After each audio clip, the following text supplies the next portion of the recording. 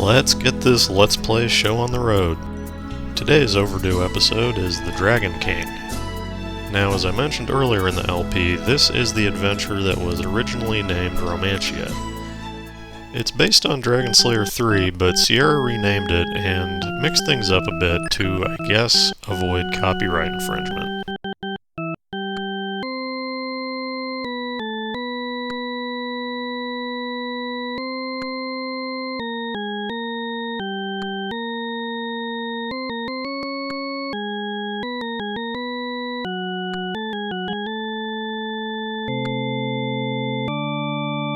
Originally, this adventure started in the Kingdom of Romancia and moved into the neighboring Kingdom of Azaruba. But the way Sierra hacked the story up, it's now just sort of one big nebulous Azaruba. Most of the doors in this adventure can't ever be opened on account of plague. Apart from slightly changing the story, Sierra also replaced most of the music, except for the King's obnoxious theme. The song they're using for the Romancia Kingdom is called Evil Shaman, and if you were one of the 3 or so people who watched my PC Engine stream, then you might recognize this as the boss music from Garden of the Gods. I'll be curious to see what Sierra ends up doing once we get to that part in the PC version. Here's kind of a brand new game mechanic.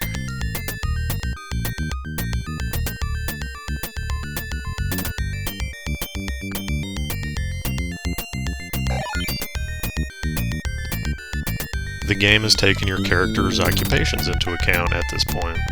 You can't get through this adventure unless you bring a doctor or a nurse, and one more job that we'll see in a minute. All there is to this underwater puzzle is hitting the 3 buttons in that order, middle, left, right. And what it does is get this old guy to open the door for you.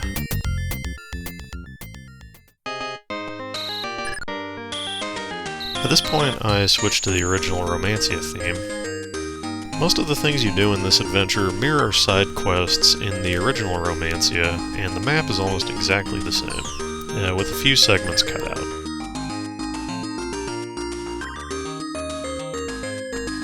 And Fortune Teller is the other job you have to bring in here.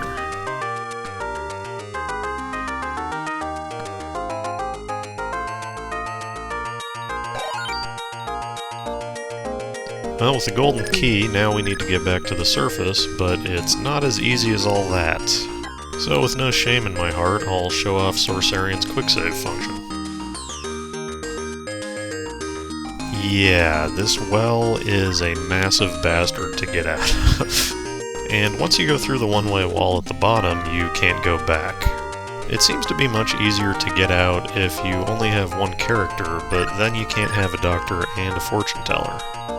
Having loaded state, though, the only surefire way I know how to get out of here is to use a fly potion. It turns out fly only lasts a couple of seconds, but it is enough to get you up to this door. I knew I'd get into trouble down there, but I just wanted to give you a taste of what people watching me stream the practice run had to sit through for quite a while.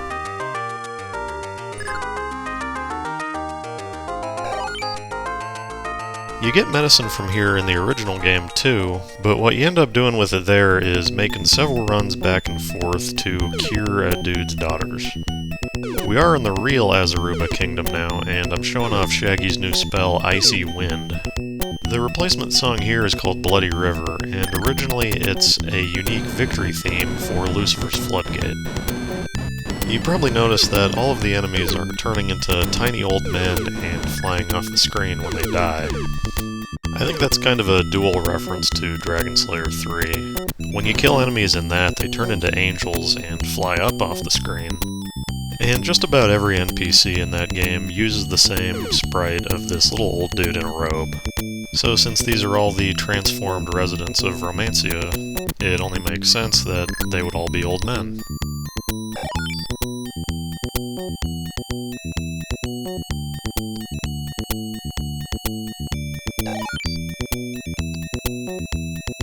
So Prince Frederick here is the main character of the original game. You actually do get turned into a pig partway through Romancia and have to run around for a while without being able to attack. So I think this Sorcerian adventure is supposed to take place during the events of that game, rather than be like a prequel or sequel. So we're just doing Frederick's job and changing Dragon Slayer history. You need the Wise Man's Cane we got earlier to get through there. If you don't have it, you can set off a spell trap that'll prevent that character from using magic.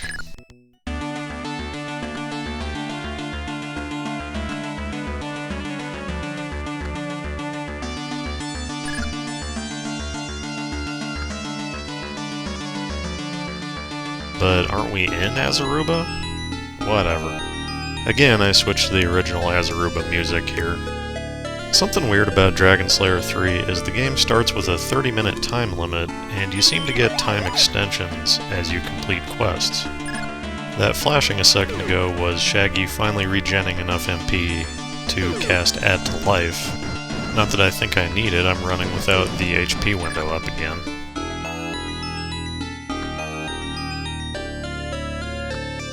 There's nothing we can really do here, I just wanted to show off the evil king and his court of snails. But for now we're going to head back to greener pastures and visit BB in the Well of No Return. Well, right after we grab an item that we couldn't have got on our first pass.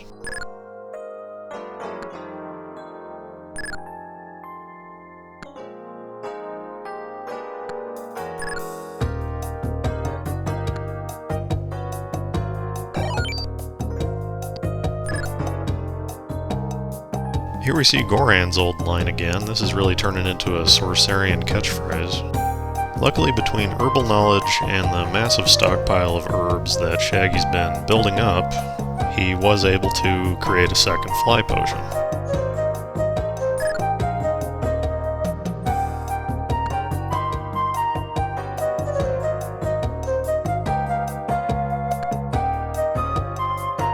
So now we have the Enchanted Hermit's Robe. And that'll do a couple different things for us. But shoutouts to whoever it was on the stream who recommended using the fly potion to get out of the well. I don't think it's supposed to be that big of a deal, but for some reason I was just having a lot of trouble with this particular bug.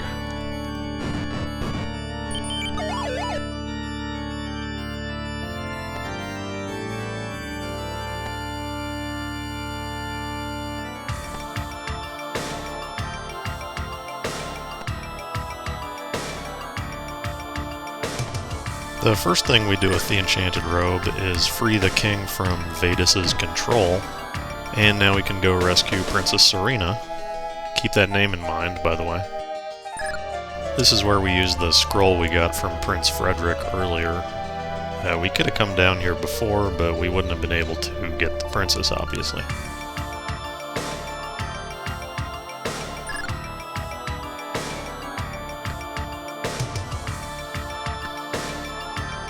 So here's the reason we can only bring 3 characters. Princess, BB. Well done again, Sierra. This sort of thing has shown up a couple times when I stream, but this is our first official unique character of the LP. They come with their own inventory and stats, and Serena, or BB, has Flame on her wooden cane, which serves little to no purpose since all of the enemies were destroyed when we saved the king.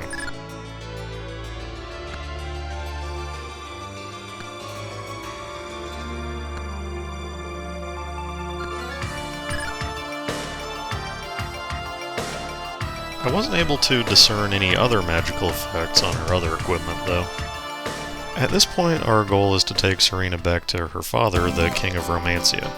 It might be possible to leave and be victorious at that point, but I'm not sure.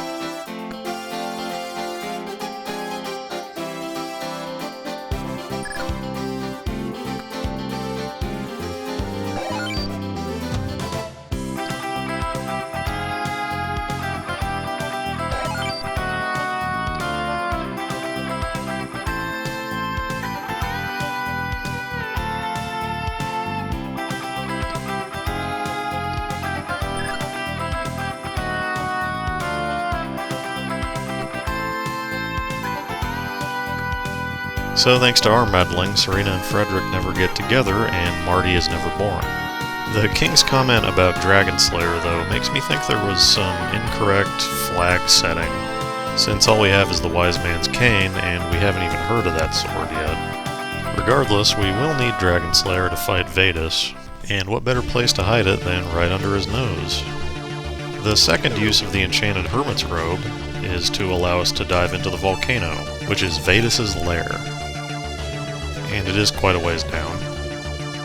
I'm not sure if you can come down here with Serena, but you do need to have rescued her before you're able to do anything down here. One thing for sure though, and I realized this on the practice run, you can't leave once you dive in. So if you do come down here first, you would be stuck. These last vestiges of resistance down here are called Ibonu. Probably a dirty joke in there somewhere, but Something I forgot to mention about the fly potion is that when you make it, the shopkeeper says, don't use this too much, it'll shorten your life. I wonder if that's for real. We've received the Dragon Slayer, which works a lot like the Garrottine from Tower of Thieves. You just need it in your inventory to damage the boss. Since that brick Mario pipe is one way, you need to jump down the hole before you allow the old man to make the bridge.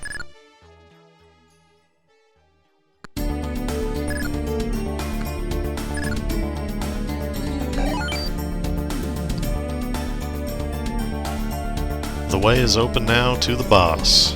The awful, awful boss. The manual says Vetus is almost impossible to kill, and they ain't lying. Get my heal spells ready for a slog, and let's go. So in Sorcerian, Vetus works pretty much the same way that he does in Romancia. What you have to do is kill every segment of his body, starting from the tail and working your way up to the head. The big difference is Sorcerian's hit detection is much more stingy. So instead of knocking off 1 or 2 chunks per pass, in Sorcerian you end up taking 2 or 3 passes to knock off 1 piece. So now that you got the idea of it, I'm going to be accelerating the fight. This thing ends up taking like 10 minutes normally. I'm playing Vetus's proper theme here, but in the DOS version they replace his music with a song called Survivor, which is supposed to be the unique ending theme from The Lost Scepter. While this is not exactly Yngwie Malmsteen, needless to say, Survivor is much less appropriate. So I'm continuously healing myself during this whole fight, but it brings up a point that occurred to me. The PC Engine and Mega Drive versions of Sorcerian that I've been playing on the side are much more lethal. Like, you can just wipe on trash enemies, and the bosses can be very, very rough. So I'm kind of wondering if Sierra didn't adjust the difficulty down when they were translating it. It does seem a little strange for Falcon bosses to be so sedate. In Ys games, they will just wreck your shit sometimes. Anyway, it's just another reason that I need to figure out PC 98 emulation before this thing is over. Vetus is finally winding down. And victory at last. At this point in the DOS version, there's just silence for the duration of the adventure, and it's kind of unnerving. So I'll play the original end theme, which obviously is the end theme from Romancia. We grab the Wise Man's Cane on the way out because it does have magical properties. And we zip back up the volcano to find blue skies in the Kingdom of Azaruba.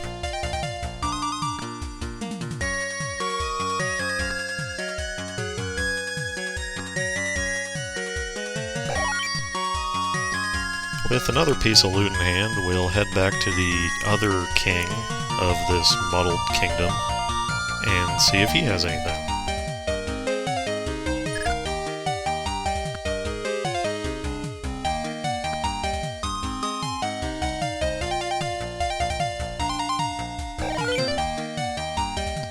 Oh, just the 100 gold. I guess that necklace earlier tapped him out. Back at the Traveler's Inn, I'll give the Sacred Shield to Garzi, the only one who can use it. It has the spell Anti-Magic on it, although it is locked. And you would think the Dragon Slayer would be a pretty kick-ass sword for a guy to have, but you may not equip yourself with this item. It has no magical properties, it's not a real thing. I'm also going to be keeping the cane, which has the spell Sleep, and the Hermit's Robe has the locked spell Weaken. The necklace just has Protect, so I won't be keeping that. But that's it for the Dragon King. A decent adventure with some surprising new puzzle mechanics, and a bunch of references that'll go completely over Americans' heads. Well, thanks for joining me on this quest. I'll see y'all next time.